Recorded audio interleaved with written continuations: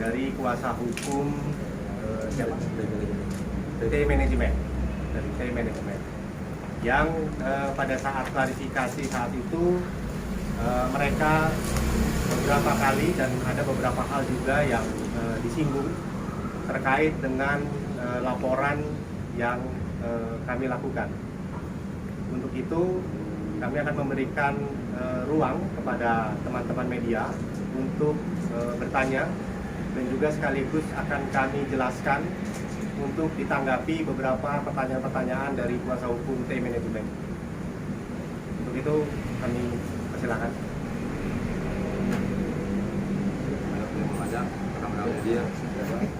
Bang, mungkin boleh dijelaskan, mungkin mengawalinya ini Bang. Ya. Kemarin mereka sempat bantah soal surat laporan. Ya. Boleh dijelaskan lagi Bang, mereka membantah kalau pasal itu sudah tidak berlaku, lalu belum ada nama terlapornya. Mungkin boleh dijelaskan. Jadi gini, LP itu memang kita buat bahwa dari rekan kita yang ada di sana, kubu sana mengatakan bahwa pasal itu tidak berlaku lagi, atau dibilang ya kubu mereka bilang mengatakan keranjang sampah ya. Apapun itu, pada intinya kan LP itu diterima oleh pihak Polda Metro Jaya.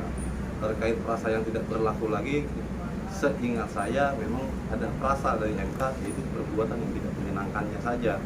Lebih dari itu, setidaknya pas LP itu sudah dalam proses lidik, dan terkait jawaban mereka bahwa LP itu tidak menyebutkan siapa pelapornya karena ini masih dalam proses lidik. Ya, kita juga punya beberapa LP yang begitu, hampir serupa. Karena ini masih dalam proses lidik, nanti pada saat pihak yang berwajib melakukan penyelidikan itu akan mengerucut, gitu. Nanti pihak-pihak siapa saja lah terlapornya, gitu. Kira-kira begitu. Ada lagi? Bang, mungkin mengulang yang tadi Bang, perihal orang-orang yang datang ke rumah para karyawan, Ya. Mereka kemarin sempat menampilkan Bang, Ya. bahwa mereka mengklaim orang yang hadir dalam tersebut itulah yang menyambangi rumah-rumah para karyawan. Mungkin Abang punya bukti lain nggak sih Bang, bahwa memang ada lebih dari satu yang Kalau mereka mendatangi rumah ex karyawan itu kan ada 2 orang yang mereka datangi. Itu rumahnya dari rekan Putri sama dari rekan Siva ya. Kalau untuk di rumah Putri itu ya sesuai dengan foto-foto ini sih ya diduga sih memang ada orang mereka yang bernama Pak Daeng. Ini yang mungkin kemarin, atau yang di kemarin mereka tunjukkan itu ada yang kakek-kakek tua seperti itu. Nah, tapi untuk yang di rumah Siva ada seseorang satu lagi yang mereka tidak tunjukkan. Ini orangnya. Nah, ini kita juga nggak tahu siapa orang ini, gitu loh. Tapi kalau kita lihat dari perawakannya, dari gaya rambutnya, ya mengarah-arah ke ada aparat lah seperti itu. Ini yang mereka tidak kasih tahu kemarin di klarifikasi mereka seperti itu. Yang mereka sudah secara jelas gitu siapa orang ini. Kemarin juga mereka sempat bilang kalau sempat mengklaim dan mengklarifikasi bahwa semua hak-hak karyawan telah dibayarkan. Mungkin Abang ada fakta lain yang mau dijelaskan? Jadi kalau untuk perihal masalah gaji bonus itu, kalau versi dari karyawan ada beberapa orang yang belum mereka bayarkan, baik itu secara full maupun sesuai dengan masa kerjanya dia. Apakah 15 hari belum digaji ataupun bonus, itu masih ada seperti itu. Perihal itu nanti kami akan coba untuk para karyawan nanti akan bersuara dengan sendirinya seperti itu. Mungkin boleh dijelaskan lagi Pak, kedatangan mereka ke rumahnya itu untuk mengisi kuesioner apa sih Pak? Jadi kedatangan mereka kalau dalam dalil mereka kemarin klarifikasi itu versi dari suaminya Site itu adalah silaturahmi seperti itu. Nah, yang kedua, kalau memang saya itu ada salah, ya ayo apa kesalahan saya.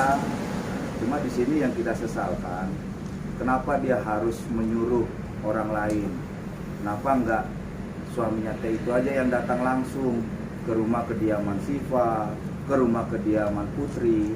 Jadi tanpa harus menyuruh orang, dan itu pun mereka datang ke situ tidak silaturahmi, tapi membawa maksud tertentu dengan mengisi salah satu kuesioner ex karyawan. Di sini ada contohnya yang bernama Adinda. Jadi di sini kuesioner itu intinya adalah coba ceritakan pengalaman sampai masuk kerja di Katasi. Apa yang saudari lakukan dan tugas dari saudari. Apa yang saudari ketahui tentang masalah ini. Apa yang saudari lakukan. Nah, inilah. Mereka diminta untuk mengisi ini dan menandatangani ini semua. Gitu. Itu yang mengakibatkan mereka tidak mau menemui orang-orang yang diduga orang-orang suruhan dari pihak manajemen TT tersebut. Gitu. Jadi ini bukan silaturahmi kalau menurut kami, gitu. Tetapi ada suatu maksud tertentu. Apa itu? Ya ini kuesioner inilah tujuan ini. Dengan ini ditandatangani, diisi, selesai sudah masalah ini. Seperti itu. Berarti emang harus wajib diisi untuk semua karyawan ya? Iya, kalau di sini sih sifatnya kuesioner pengaduan ex karyawan. Tapi isinya kuesioner, gitu. Kuesioner. Karena setahu kami namanya kuesioner itu biasanya random, yang kita nggak kenal gitu. Namanya kuesioner, kepuasan kan, tingkat kepuasan, gitu.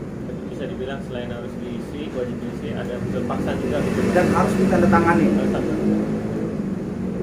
Dan terkait yang dilakukan oleh orang-orang tersebut, keluarga dari ex karyawan ini pun merasa terganggu, trauma, khususnya dari pihak keluarganya Siva, Putri, seperti itu. Mereka datang itu di Kamis malam sekitar jam 9. Abang, kemarin mereka juga sempat bilang terakhir di akhir-akhir responnya bahwa kuasa hukumnya meminta para ex karyawan untuk mencabut laporan. Ya. Dan agak ada sedikit bahasa ancaman akan melaporkan balik, dan tanggapan abang seperti apa? Jadi untuk rekan satu profesi saya ya yang saya hormatin, Bang Ramzi, ya kita sama-sama satu profesi ya. Kalau menurut kami ya kurang etis lah kalau abang memerintahkan klien kita itu untuk mencabut laporan. Sementara laporan itu kan adalah hak seluruh warga negara Indonesia ya. Kami juga membuat laporan, ada bukti otentiknya, ada bukti fotonya. Jadi serahkanlah ini kepada penyidik. Biarlah mereka bekerja secara transparan, profesional, tidak diintervensi kiri atau kanan. Menurut kami ya kurang etis lah kalau sesama rekan profesi malah menyarankan, bahkan sedikit mengancam untuk membuat laporan.